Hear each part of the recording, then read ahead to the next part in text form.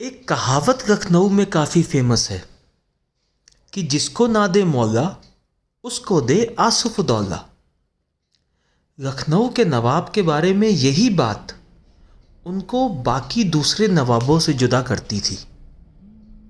इसलिए सेकुलर नवाब ने अपने खास दोस्त और मंत्री, जो कि उनका फाइनेंस भी संभालते थे, डकैत राय को आदेश दिया कि बहता नदी के ऊपर एक पुल के साथ साथ में शिव मंदिर भी बनवाया जाए।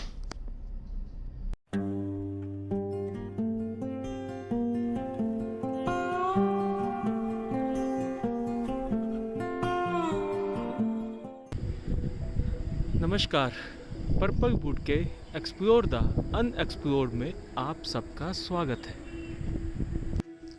1775 को जब अवध की राजधानी फैज़ाबाद से उठा के लखनऊ को बनाया गया तो नवाब आसिफउद्दौला के जहन में बस एक ही चीज़ थी, कनेक्टिविटी। और तब बहता नदी के ऊपर 1786 को इस पुल का निर्माण करवाना शुरू किया गया। ये पुल लखनऊ के कुछ सबसे पुराने पुलों में से एक है।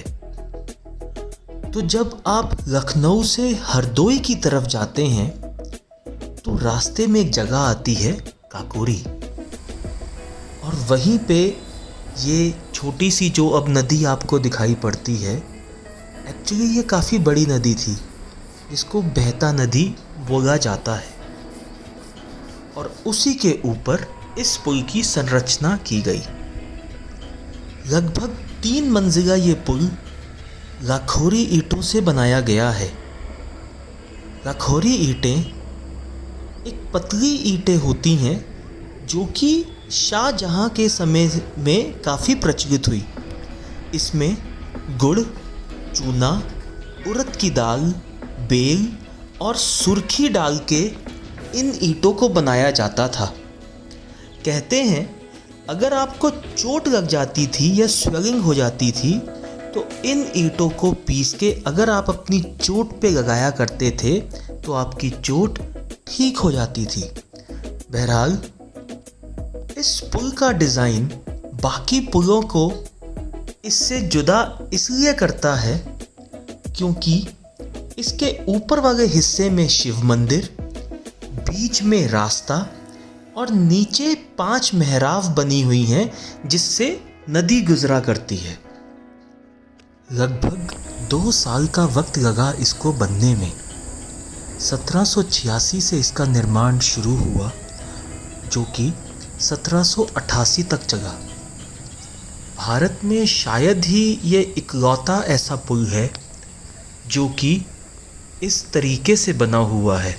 वास्तु के हिसाब से देखा जाए तो शिव मंदिर का जो डिज़ाइन है वो अष्टकोणीय या ऑक्टागोनल है, और उसी तरीके से इस पुल पे जो खंबे हैं वो भी अष्टकोणीय है, जो कि इस पुल के अंदर जब आप प्रवेश करते हैं ऐसा महसूस करवाते हैं जैसे आप किसी गेट के अंदर से पुल की तरफ प्रवेश कर रहे हैं।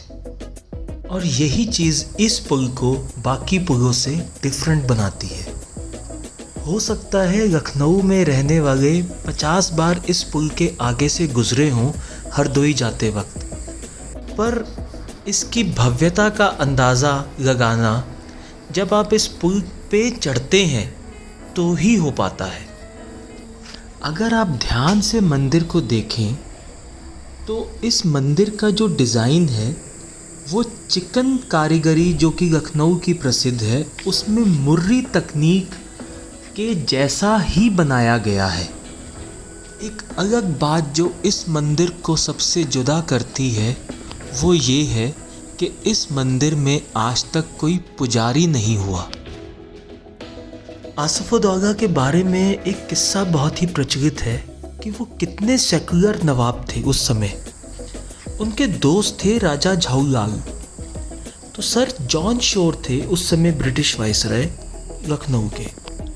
1797 में ब्रिटिशर्स ने प्रेशर किया के लखनऊ की जो एरिया है, अवध का एरिया, उनको सौंप दिया जाए। तो झाऊलाल से जब उन्होंने डिस्कस किया तो झाऊलाल ने ये चीज़ नवाब साहब को करने से मना कर दिया।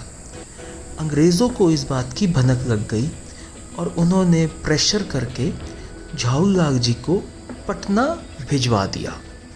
अंग्रेज़ों की इस हरकत से ये इतना प्रेशर और डिप्रेशन में आ गए कि इन्होंने अपनी जीने की इच्छा ही छोड़ दी। तो कहते हैं इन्होंने अपने हकीम से बात की कि ऐसा क्या होता है कि इंसान की मृत्यु या मौत जल्दी हो जाए, ऐसा क्या किया जाए।